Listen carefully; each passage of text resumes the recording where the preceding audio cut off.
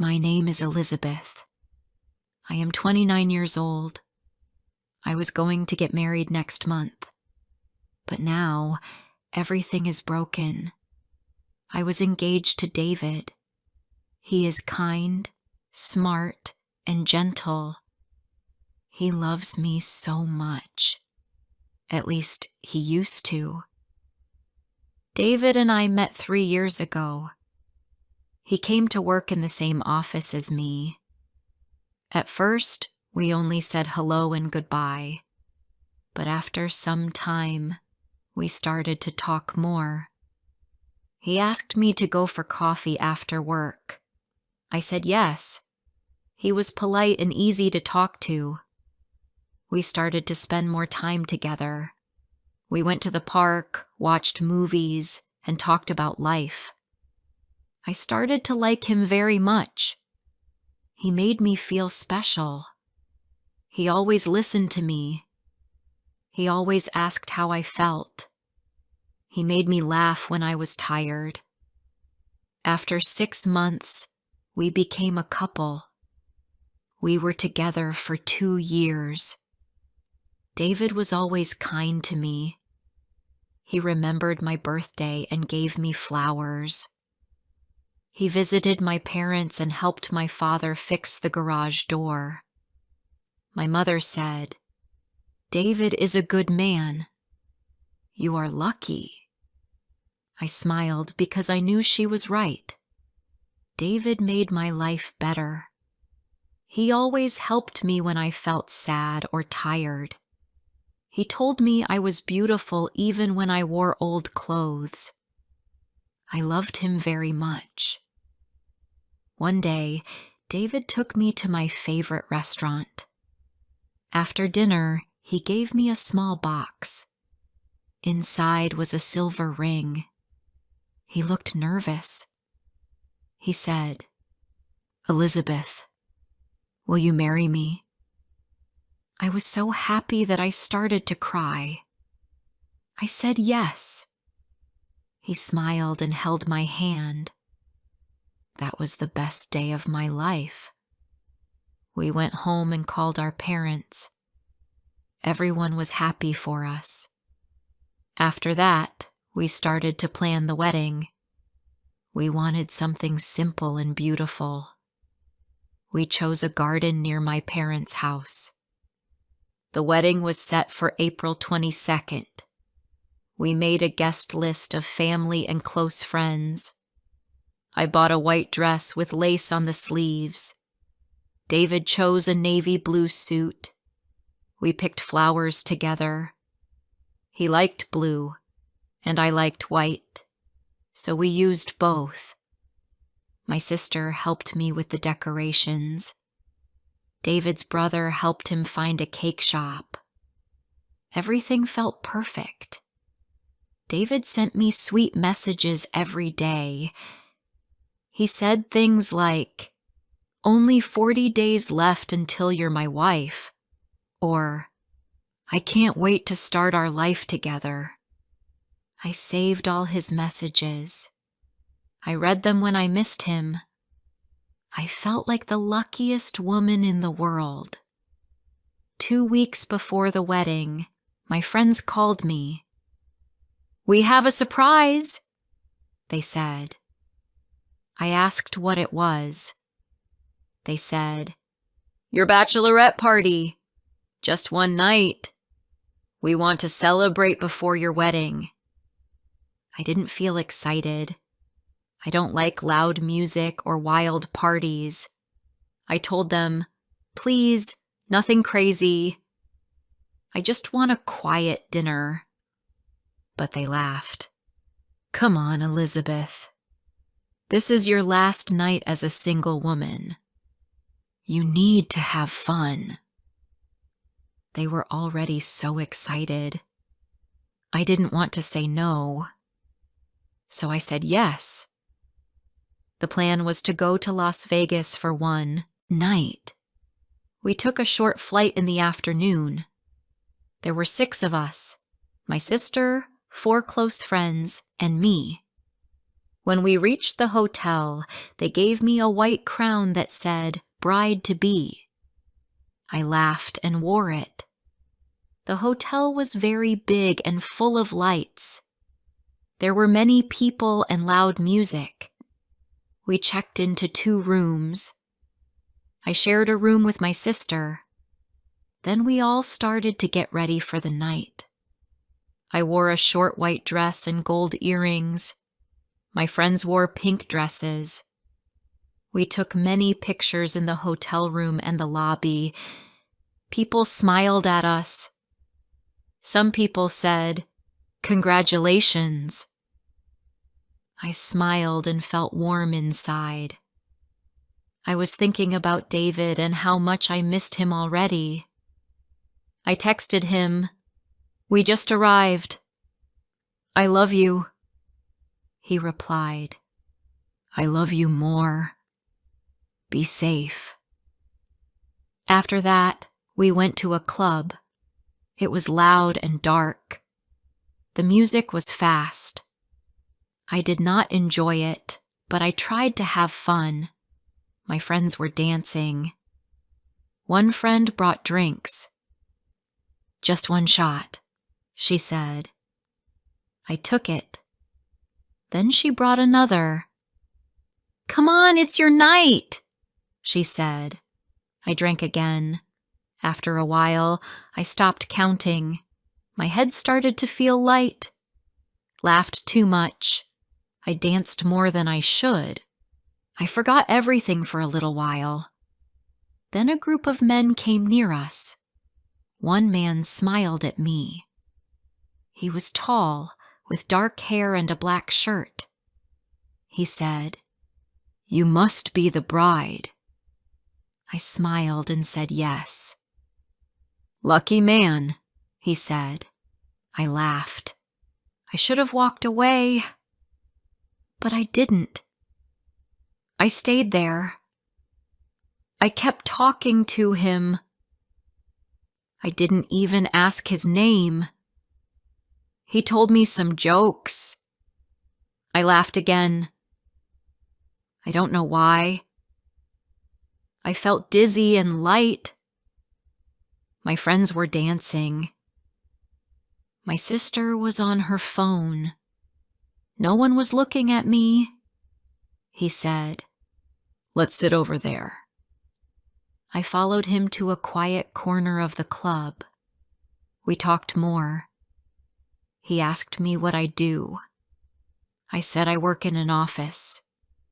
He said I had a beautiful smile. I looked away. I thought of David, but I didn't move. I stayed in that corner too long. Then my sister came and said, "Let's go. We're leaving." We walked out of the club and into the street. It was cold and windy. I remember laughing and shouting. I don't remember everything. 2 of my friends wanted to go back to the hotel, but I didn't want to go yet. "Let's find another place," I said. My sister said she was tired. "Go without me," I told her. She looked at me for a moment. Then she left with the others. Now only I and 2 friends were still out. We went into a smaller bar. It was quiet. We sat down. I looked at my phone. David had texted again. "Sleep well, my love." I didn't reply. I put my phone in my bag. The man from the first club walked in. I didn't know he would come here, but he did. He came to my table.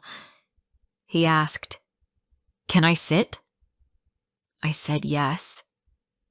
My friends were laughing at the other end of the table. I stayed with him. I don't know what we talked about.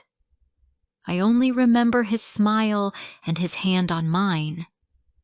I knew it was wrong, but I didn't move.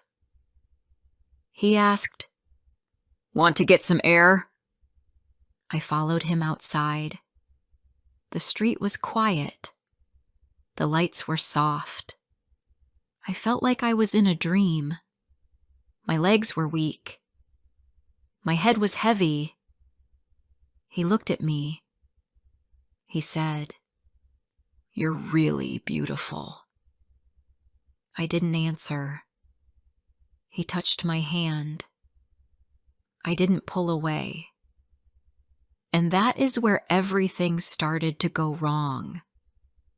Before I share the rest of my story, I need to know, where are you listening from? Knowing someone hears me, understands me, gives me strength. The next morning, I opened my eyes slowly. My head was hurting. My mouth was dry. The room was dark and quiet. I did not know where I was for a moment. Then I saw a man's jacket on the floor. I looked beside me. He was there. The same man from last night. He was still sleeping. My heart started to beat fast. I sat up quickly. I looked around. I saw 2 glasses on the table. I saw my shoes under the bed. My bag was on the chair. My dress was on the floor. My whole body felt cold. I stood up. My hands were shaking. I looked at my phone. There were messages from David. The first one said, "Good morning, love." The next said, "Did you sleep well?" Then, "Call me when you wake up." I wanted to cry. I felt sick. I picked up my clothes and got dressed fast. I didn't say anything to the man. I didn't even look at him again. I left the hotel room and took the elevator down. My legs felt weak. I walked outside and called a taxi. I told the driver the name of our hotel. I didn't speak during the ride. When I arrived, my sister opened the door. "Where were you?" she asked. "We were worried." I said I stayed with some friends. She looked at me, but she didn't ask more. I went to the bathroom. I looked at myself in the mirror. My eyes were red. My hair was messy. I didn't look like myself. I sat on the bathroom floor. I started to cry. I put my hand over my mouth. I didn't want anyone to hear me. I wanted to scream. I wanted to go back in time. I wanted to forget everything, but I couldn't. Later that day, we flew back home. On the plane, everyone talked and laughed. I stayed quiet. I looked out the window the whole time. My heart was heavy. My stomach hurt. I didn't eat anything. David was waiting at the airport. He smiled when he saw me. He ran to hug me. "I missed you," he said. "Did you have fun?" I smiled a little. I hugged him back. "Yes," I said. I lied. We drove home. He held my hand. He talked about the wedding. He said his parents were excited. He said he bought new shoes. He didn't know anything. He didn't see the pain on my face. The next day, he brought me flowers. He said, "Only 12 more days." I smiled again. but my heart was breaking. I didn't deserve those flowers. I didn't deserve him. I tried to act normal. We picked songs for the wedding. We looked at the guest list. We talked about our honeymoon. But I couldn't focus. Every night I lay in bed and stared at the ceiling. Every night I thought about what I had done. I couldn't sleep. I didn't eat much. I lost weight in just a few days. My sister called me.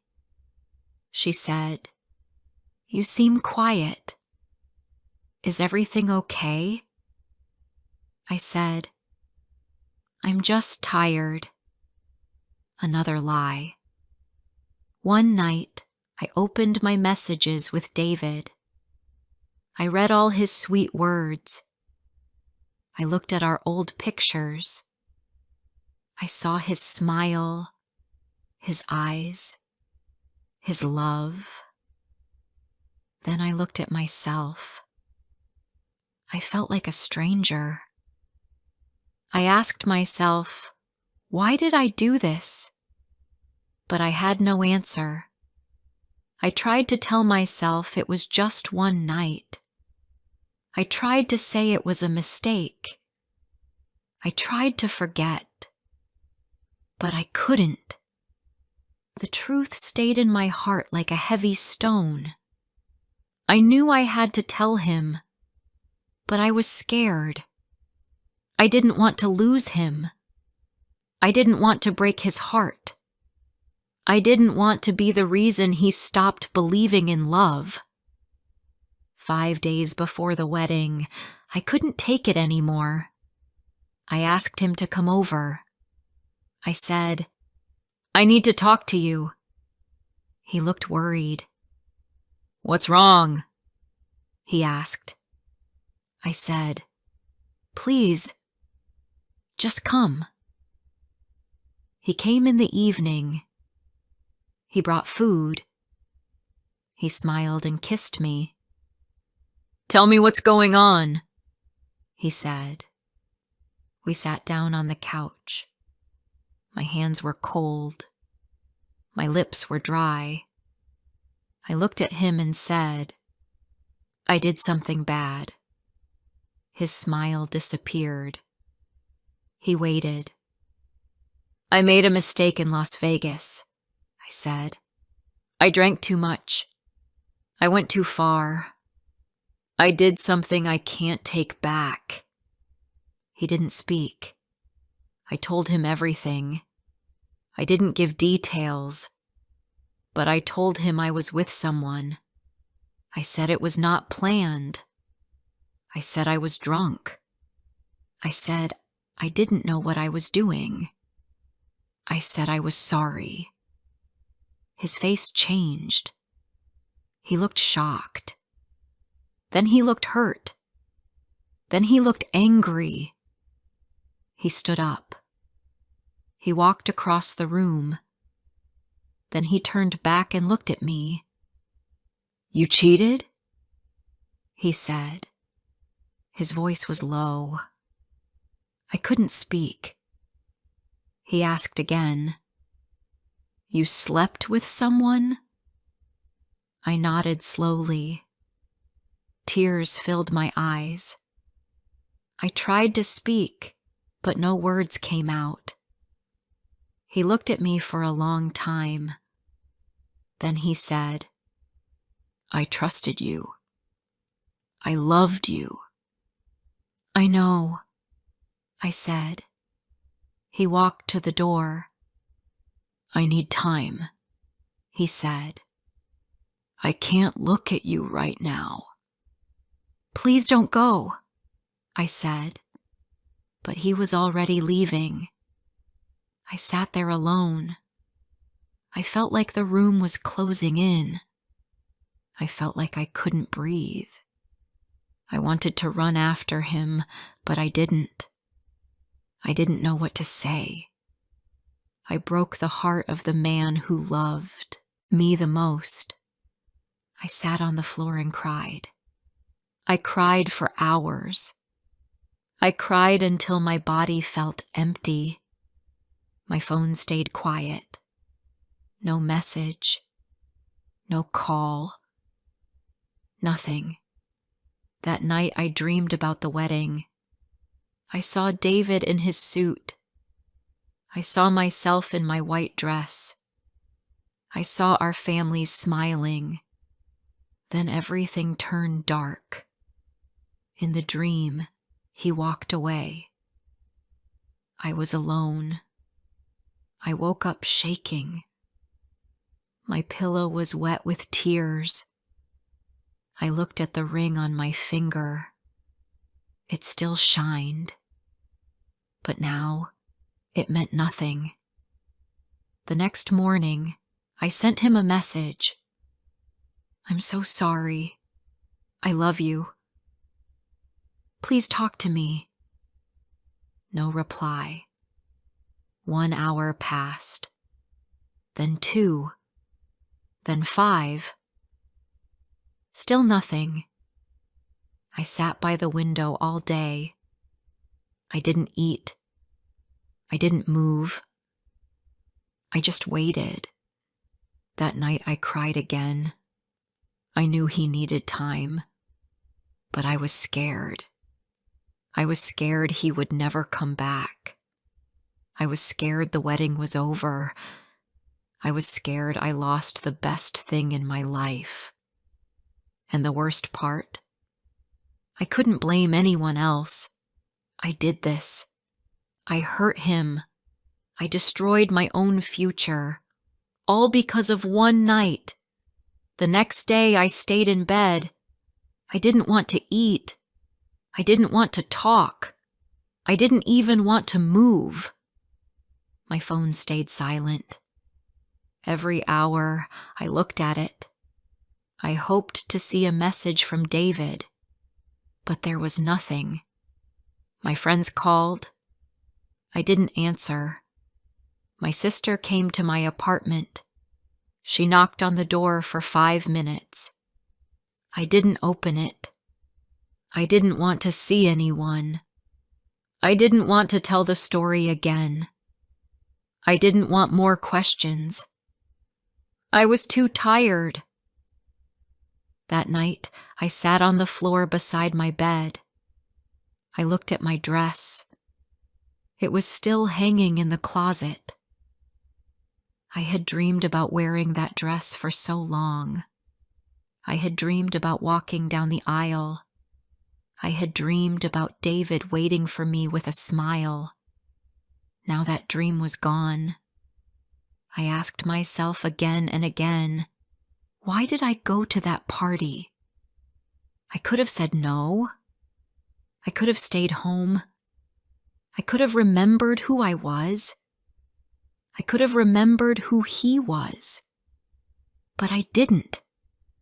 On the 3rd day, I got a message.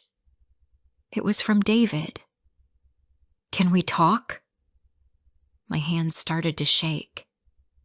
I didn't know what to say, but I wrote back, yes. He said he would come that evening. I cleaned the house. I changed my clothes. I looked in the mirror.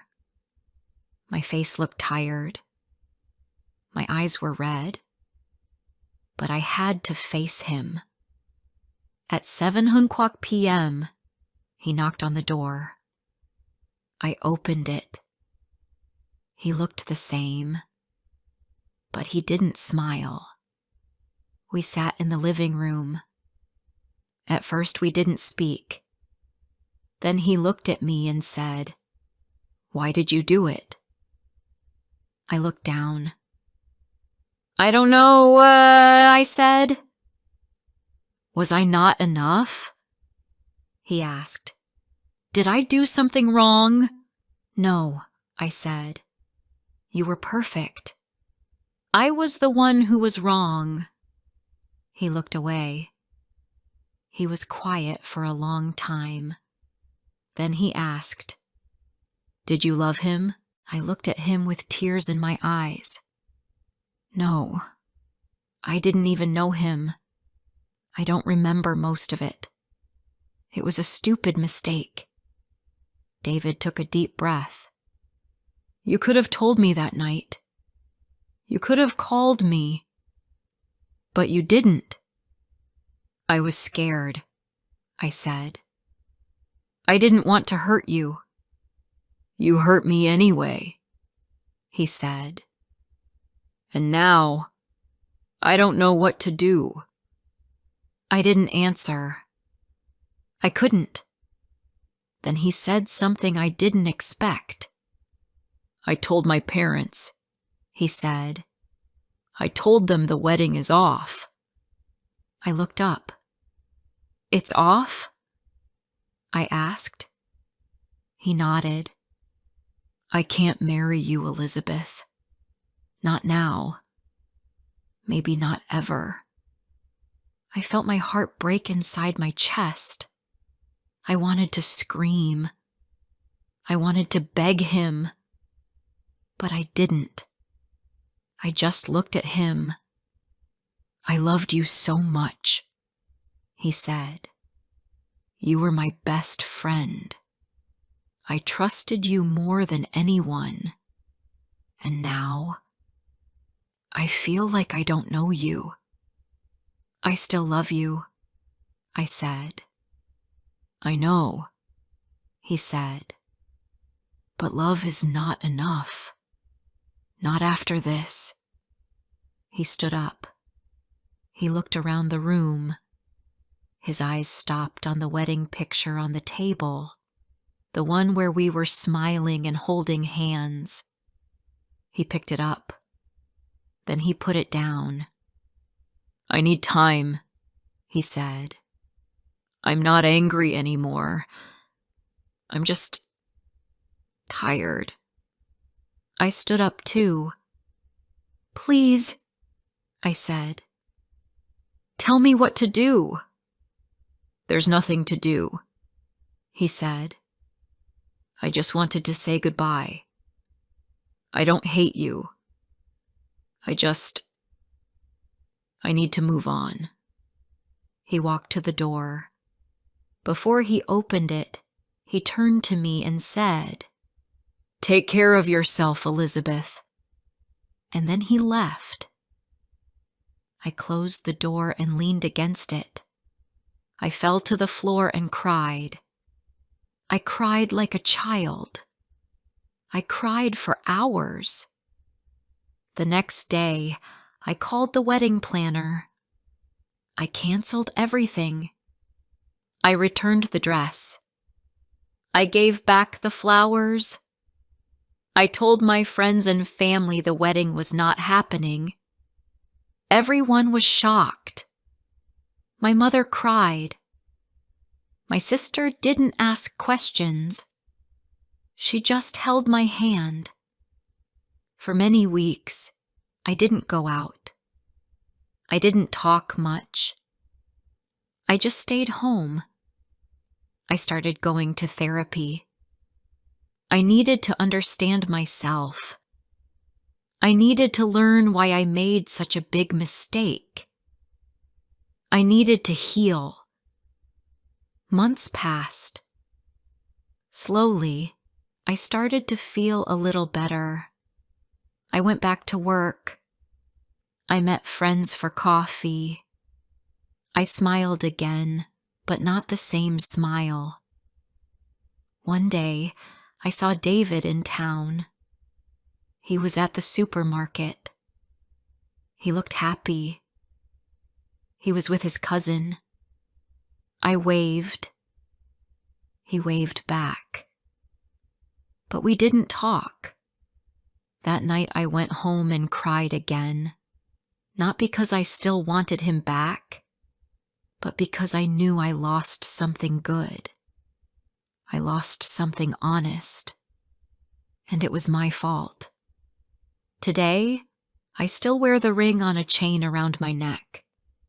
Not because I think we will be together again, but because it reminds me of what I had and what I lost. If I could go, back. I would never drink that night. I would never talk to that man. I would never follow him. I would choose love over fun. I would choose truth over regret. But I can't go back. That one night changed everything. And now I tell my story so no one else will do what I did. A bachelorette party sounds fun, but sometimes one night can destroy everything.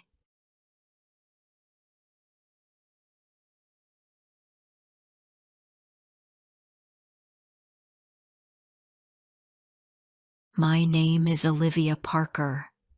I am 50 years old. 12 years ago, I lost my son.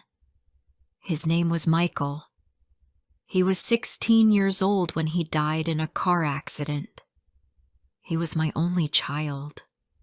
Since that day, my life has never been the same. Michael was a sweet boy.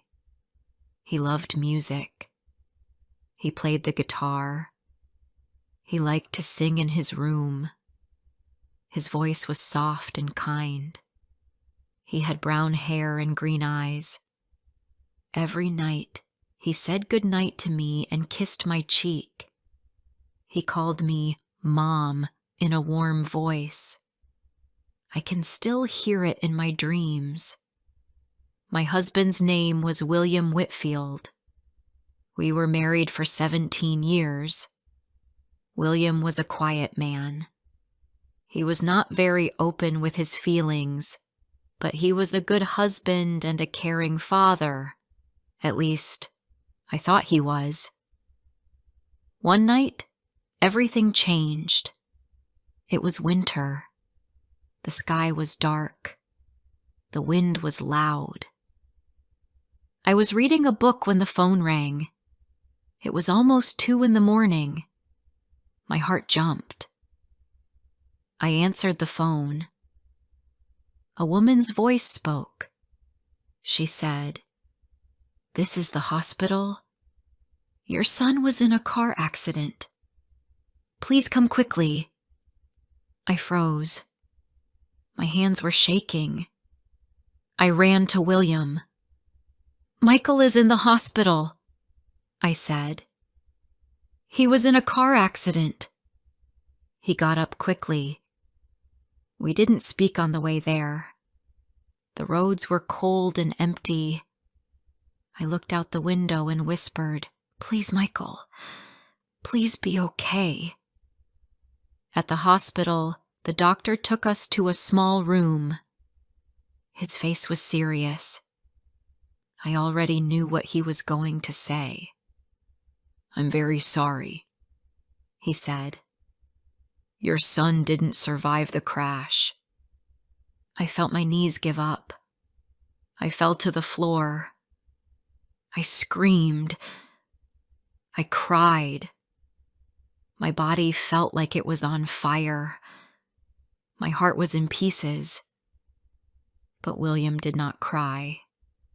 He didn't hold me. He didn't say anything. He just stood there. His face was cold. His eyes looked tired. He walked out of the room without a word. I stared after him, confused and hurt.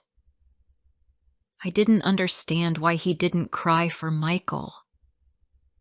In the days after the funeral, our house became silent. I didn't sleep. I didn't eat. I sat in Michael's room for hours.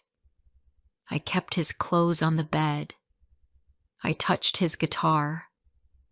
I cried into his pillow. I missed him so much. I didn't know how to live without him. William returned to work 1 week after the funeral. He acted like nothing had happened. He came home. He ate dinner. He watched TV. He never talked about Michael. He never visited the grave. I asked him once, "Don't you miss him?" He said, "Talking won't bring him back." I was shocked. My heart was already broken, but his words made it worse. I started to feel alone in my pain. We were both in the same house, but we were not together. We didn't speak much. We slept in separate rooms. He didn't touch me or ask how I was. It felt like I had lost both my son and my husband. I tried to bring us back, together. I cooked his favorite meals. I asked him to go for walks. I asked him to visit Michael's grave with me. He always said no. "Let it go," he told me. "We have to move on." But how could I move on? Michael was my child. My only child. One evening, I looked at William across the table. He was eating in silence, like always. I said, "I don't think I can do this anymore." He looked up. "What do you mean?" he asked. "I mean this marriage," I said. "It feels like we're strangers." He said nothing for a moment. Then he stood up and said, "Do what you need to do." That was the end. We didn't fight. We didn't cry. A few weeks later, I packed my things and left. I moved into a small flat near the library. It was quiet. I brought Michael's photo, his guitar, and his favorite books. I placed them on a small table in the corner. I lit a candle for him every night. I talked to him before bed. I told him about my day. It helped me sleep. William didn't call. He didn't ask where I went. He didn't try to stop me. After 2 years, I heard from a friend that he had remarried. Her name was Rachel Parker. I didn't know her. I didn't want to know her. I didn't want to think about William anymore. I focused on my small life and my quiet days. I got a part-time job at the library. I helped children find books. I cleaned shelves. I made tea for the other workers. They were kind to me. They didn't ask questions. They let me be quiet when I needed to. Still, every night I sat by the window and looked at the stars. I thought about Michael. I wondered what he would look like now. Would he be in college? Would he have a girlfriend? Would he still play his guitar? These thoughts made my heart ache. Then one day, 12 years after Michael's death, I opened the newspaper. I saw a small notice. It said, "William Whitfield has passed away from a heart attack." He was 54 years old. I read it again and again. I didn't know what I felt. Sadness, anger, confusion. I didn't cry. I just stared at the words. The funeral was small. I went, but I stayed in the back. Rachel sat in the front row. She looked quiet and calm. I watched from a distance. I didn't speak to anyone. After 10 minutes, I left. I didn't want to stay longer. 3 days later, I was sitting by my window. It was raining outside. I was holding Michael's photo. Then I heard a knock at the door. I opened it. It was Rachel.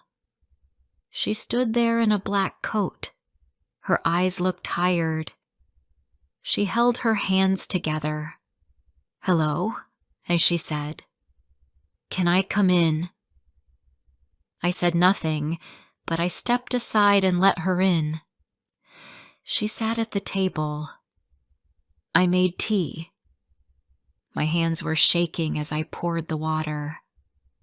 We sat in silence for a moment. Then she looked at me and said, "I need to tell you something." I looked at her face. She looked nervous. Her hands were tight in her lap. "What is it?" I asked. "It's something you don't know," she said. "It's about William. And about your son." My heart began to beat faster. I stared at her, but I didn't speak. Rachel looked down at the table. Then she said softly, "I think you should know the truth. Before I share the rest of my story, I need to know, where are you listening from? Knowing someone hears me, understands me, gives me strength." She looked at me for a long moment. Then she said, "Before William died, he told me something. He asked me to come see you. He said it was time you knew the truth." My hands felt cold now, too. I said, "What truth?" My voice was quiet. Rachel looked down at her hands. "It's about Michael," she said. My chest felt tight. "Go on," I said, but I already felt afraid. I didn't know what she was going to say, but something inside me was shaking. She spoke slowly. William found out that Michael wasn't his biological son. I couldn't speak. I couldn't breathe. My head felt heavy. For a second, I thought I was dreaming. But it was real. Rachel had really said it. William knew. He had known. I opened my mouth, but no words came out. I felt frozen in place. My mind was full of memories, and all the things I had kept inside for so long. My old secret. The one I never told William. Rachel kept speaking. "He took a DNA test. He didn't tell you. He didn't tell anyone. But he knew. He found out about a year before the accident." She paused. "He told me it broke him. He said he didn't know how to talk to you after that." Tears came into my eyes. I held my chest with one hand. I was shaking. I had lived with that secret for so long. I had always told myself it didn't matter. I thought if I never said it, it would disappear. But William had known all along. "I never wanted to hurt him," I said. My voice was low. "Michael was my son. I loved him. But yes, he wasn't William's son. I met someone before William. His name was Daniel Crawford.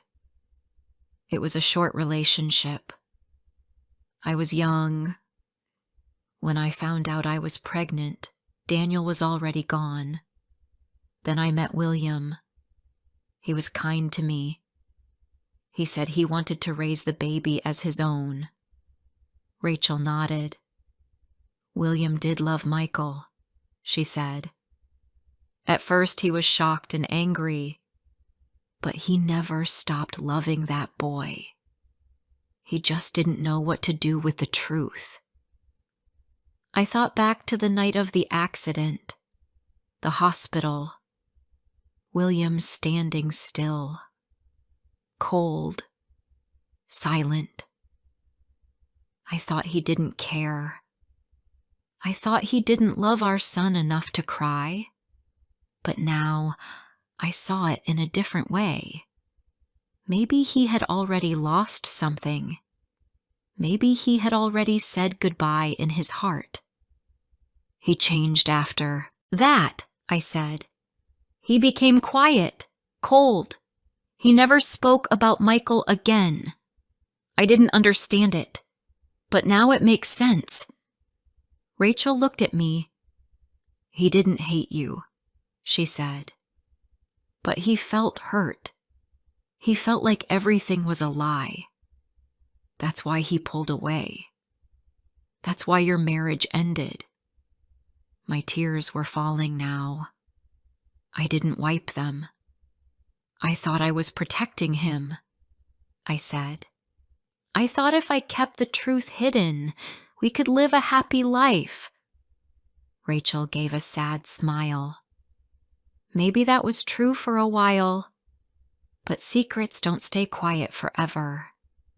They always come back. I nodded. I felt tired, heavy, like the truth had finally fallen on me after all these years. Did he ever forgive me? I asked. I needed to know. Rachel looked down. He didn't say the word forgive, but he didn't hate you. He said he wished he had shown you more love after Michael died. He said he was wrong to shut you out. He wished he had talked to you about the DNA test. But by then, it felt too late. I closed my eyes. I felt so much pain in my chest. I wish I had told him myself, I said. I wish we had talked. Maybe we could have saved our family. Rachel nodded. He wanted peace at the end. That's why he told me to come here. He wanted you to know he loved Michael. He missed him every day. And he never stopped thinking about you. I cried harder now. I had lived so long with pain and guilt. Now the truth was here. And it hurt. But it also gave me something. It gave me answers. It gave me a small piece of peace. Rachel finished her tea. She stood up. I should go now, she said. But I'm glad I came. William wanted you to know he was sorry. And I think, deep down, he forgave you. I stood up too. I said, thank you. I meant it. I walked her to the door. As she left, she turned back and said, he kept Michael's photo in his wallet. Every day. When she was gone, I stood by the window. The sky was turning gray. The rain had stopped. I looked at Michael's photo on the table. I picked it up and held it close. I'm sorry, I whispered. I made a mistake. But I always loved you. And I think maybe your father did too, in his own way. That night, I lit 2 candles, one for Michael, one for William. I sat in silence and watched them flicker. The pain was still there, but now it was shared. I was not alone in it anymore. The truth had come. Late, yes, but it had come. And somehow, that was enough. After Rachel left, I sat in my small living room. The 2 candles were still burning, one for Michael, one for William. Their lights were soft and warm. I watched the flames dance in the quiet room. I had not cried this much in years, but now I let the tears fall. I did not fight them. The truth had opened something inside me, something I had locked away for so long. I thought about William. I thought about all the times we sat in silence after Michael died. At the time, I believed he didn't care, but now I knew the silence came from pain, not from hate. He had known the truth and had carried it alone, just like I had. We were two broken people living under the same roof, both hurt, both silent, and both too proud to speak. The next morning, I walked to the cemetery. It was a cloudy day, but the air was calm. I brought fresh flowers, white lilies, Michael's favorite. I placed them by his grave and sat down on the grass. The stone was cold to the touch. I looked at his name and whispered, "I know you're not here anymore, but I still feel you. I will always feel you." I sat there for a long time. I told Michael everything. I told him the truth about William. I told him how his father had found out. I told him that William had loved him, even if he didn't show it in the end. I said, "You were the best thing in my life. I'm sorry I didn't do better. I'm sorry I didn't tell the truth. I only wanted to protect you, and maybe I wanted to protect myself too." I stayed there until the sun came out. It was quiet and peaceful. I stood up, touched the stone one last time, and walked home. Over the next few days, I kept thinking about the past. I thought about the young woman I had been when I found out I was pregnant. I had been scared, alone. Daniel Crawford, the man from my past, had left without a word. When I met William, I saw hope. I told him I was pregnant, and he still wanted to marry me. He said, "We'll raise the child together." I thought I had found a second chance, and for many years, we were happy. William was a good father. He played with Michael. He read him bedtime stories. He taught him how to ride a bike. Those memories were real. That love was real. The DNA didn't change that, but the lie stayed between us, even if we never spoke of it. I see now how that lie grew stronger over time. It stood like a wall between our hearts. And when Michael died, that wall became even higher. We both felt pain, but we could not comfort each other. There was too much unsaid. Rachel's visit had given me something important. She gave me the truth. And even though it hurt, I was thankful. I was thankful that William had wanted me to know. I was thankful he had spoken about his regrets. Maybe it was too late to fix anything, but it wasn't too late to understand. I began writing a letter. I wrote it to William, even though he was gone. I wrote it like I was speaking to him for the last time. "Dear William, I am sorry for the lie I told you. I was young and afraid. I thought I was doing the right thing. I wanted a family. I wanted love. and I thought the truth would take that away from me. But you gave me more than I ever expected. You raised Michael like your own. You gave him your time, your care, and your heart. I saw it in the way you looked at him. I saw it in the way he smiled at you. I didn't know that you had found out. I didn't know you were hurting. If I had known, maybe we could have talked. Maybe we could have saved our marriage. But instead, we both stayed quiet. I cried for our son, and you stood alone with your pain. I thought you didn't care. I was wrong. I know now that you carried your sadness in silence, and I'm sorry you had to carry it alone.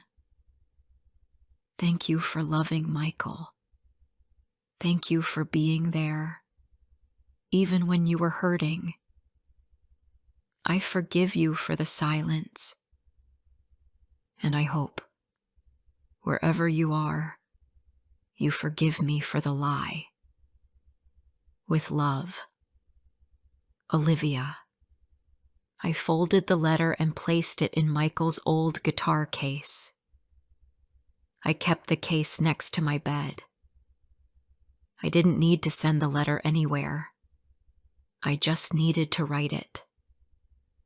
I needed to let go of the weight I had carried for so long. In the weeks that followed, I felt different. The pain was still there, but it wasn't as heavy. I began to smile again. Not always, but sometimes. I started baking again. I began reading new books. I even joined a small group at the library where we read and shared stories. It felt good to speak. It felt good to be heard. One afternoon, I saw a boy holding a guitar outside the library. He reminded me of Michael. He was singing softly, just like my son used to. I stopped and listened. When he finished, I said, "That was beautiful." He smiled and said, "Thank you." I smiled too, and for the first time in years, it didn't hurt. I still visit Michael's grave every week. I still light a candle for William on the day he died. These small acts help me feel close to them. I don't try to forget. I try to remember with love, not just with pain. My story is not one of happy endings. It is a story of mistakes, silence, and loss. But it is also a story of love, truth, and healing. I learned that the truth always comes, and when it does, it brings pain, but also light. I lied to my husband. That lie broke us. But even after everything, I still believe that William and I loved each other, and we both loved our son. That love was real, and it will never be lost.